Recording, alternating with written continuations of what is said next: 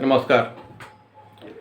पितृपक्ष चल रहे हैं और 2 अक्टूबर तक पितृपक्ष चलते रहेंगे।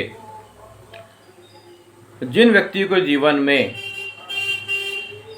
दरिद्रता, कर्ज, बीमारी, पारिवारिक कलह ये समस्त परेशानी हैं, उनको 2 अक्टूबर तक का प्रत्येक दिन बहुत सोच समझकर गुजारना चाहिए और अपने समस्त पितरों का पिंडदान तर्पण अवश्य करना चाहिए। यदि आपके घर के पास कोई तीर्थ स्थान है या भगवान शिव का स्थान है या कोई नदी है, या आप घर में भी अपने पितरों का पिंडदान और तर्पण कर सकते हैं।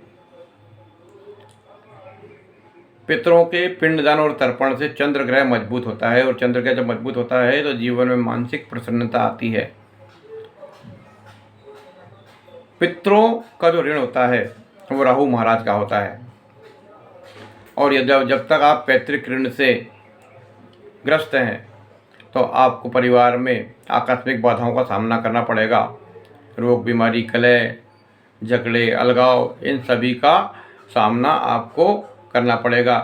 पितृपक्ष में जो व्यक्ति प्रतिदिन नियमित रूप से अपने पितरों को तर्पण करता है, पिंडदान करता है, उनको नमस्कार करता है, अपने भोजन का कुछ हिस्सा निकाल कर नमन करके फिर भोजन करता है, तो निश्चित रूप से उनके घर में समृद्धि और उन्नति आती है।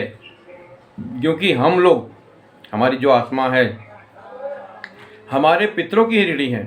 हम उनके ही अंश से हम बने हुए हैं और इस धरती पर रह रहे हैं। उन्होंने ही हमको इस पृथ्वी पर प्रवेश दिलाया। तो हर तरीके से हम आत्मिक रूप से, फिजिकल रूप से, शारीरिक रूप से, आर्थिक रूप से, हर तरीके से कहीं ना कहीं हम उनके ऋणी हैं। तो हम पितृपक्ष के जो बाकी दिन बचे, आज पंचमी हो चुकी है और सर्वपितृ अमावस तक के जितने भी दिन बाकी हैं, उन सभी बाकी दिनों में आप प्रत्येक दिन अपने पितरों के नाम से, पितृ मतलब आपके माता पक्ष के लोग हैं, आपके पिता पक्ष के लोग हैं, मामा है, मौसी है, गुरुदेव हैं जिनको आपने गुरु बनाया है, आपके घर में कोई नौकर रहा हुआ हो, आपने कोई पशु पक्षी पाला हो, आपके घर में कोई किसी का किसी लेडी का अवर्तन हुआ, गर्भपात हुआ, उस बच्चे का, सभी लोगों का आपको पिंडदान और तर्पण करना चाहिए। आपने कोई जानवर पाला हो, यदि वो मर गया तो उसका भी पिंडदान तर्पण आप कर सकते हैं। ऐसा करने से निश्चित रूप से आपको मानसिक शांति मिलेगी और कोई बड़ा खर्च नहीं है, छोटे से खर्च में आप काम कर सकते हैं, घर में भी ये कार्य कर सकते हैं। किसी आप पंडित से, किसी पुरोहित से सलाह लेकर नदी के तट पर, पानी के पास अपने पितरों का पिंडदान तर्पण करके उनको नमस्कार कीजिए, उनको जल दीजिए। और एक चीज़ ध्यान रखिए, 15 दिन, अभी 15 दिन में से अभी देखिए 5 तिथि तो निकल चुकी है, अब 9 दिन बाकी हैं। 9 दिन आप भगवान सूर्य को जल अवश्य दीजिए, क्योंकि भगवान सूर्य की किरणों के रूप में, भगवान सूर्य की जो किरणों के रूप में, उन्हीं किरणों के रूप में हमारे पितृ हमारी धरती में आते हैं और पूरी पृथ्वी में व्यापक रूप से प्रविष्ट होते हैं। और इस सर्वपितृ अमावस तक ही सूर्य की जो किरणें हैं वो पितरों के रूप में हमारे घर तक पहुंचती हैं।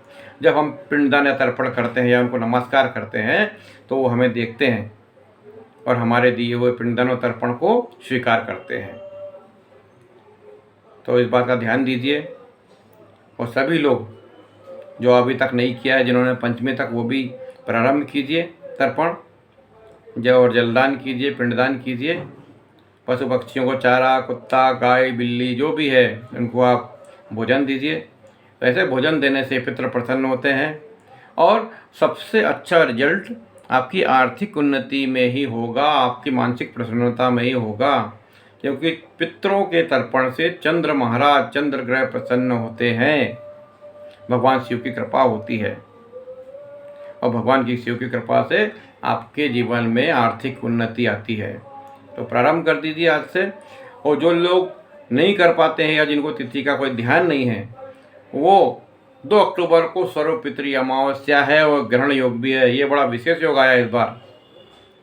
इस दिन उपवास रखकर आप पिंडदान और तर्पण करेंगे अपने सभी पितरों का। यदि आपको कुछ भी तिथि याद नहीं तो सर्वपितृ अमावस्या के दिन सारे पितरों का, मित्रों का, किसी का जानवर पाला हो, पक्षी पाला हो, या जिनके भी आपके कोई मित्र हैं और आपके पत्नी पक्ष के जो रिश्तेदार हैं, आपके पक्ष के रिश्तेदार हैं, माता पिता, जितने भी आपको याद आते हैं और याद नहीं आते हैं तो मान लो जो जेंट्स हों, पुरुष हैं, उनके लिए ब्रह्मा विष्णु महेश बोल के तर्पण कीजिए और लेडीज़ के लिए गंगा यमुना सरस्वती करके तर्पण कीजिए।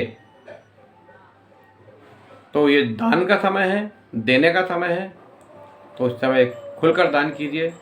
इससे आपके जीवन में आर्थिक उन्नति का मार्ग खुलेगा। सभी पितर आप पर कृपा करें, ऐसी मेरी प्रार्थना है। पितृपक्ष का लाभ उठाइए और अपने जीवन में उन्नति लाइए। मेरा कार्यक्रम आपको कैसा लगता है बताइए।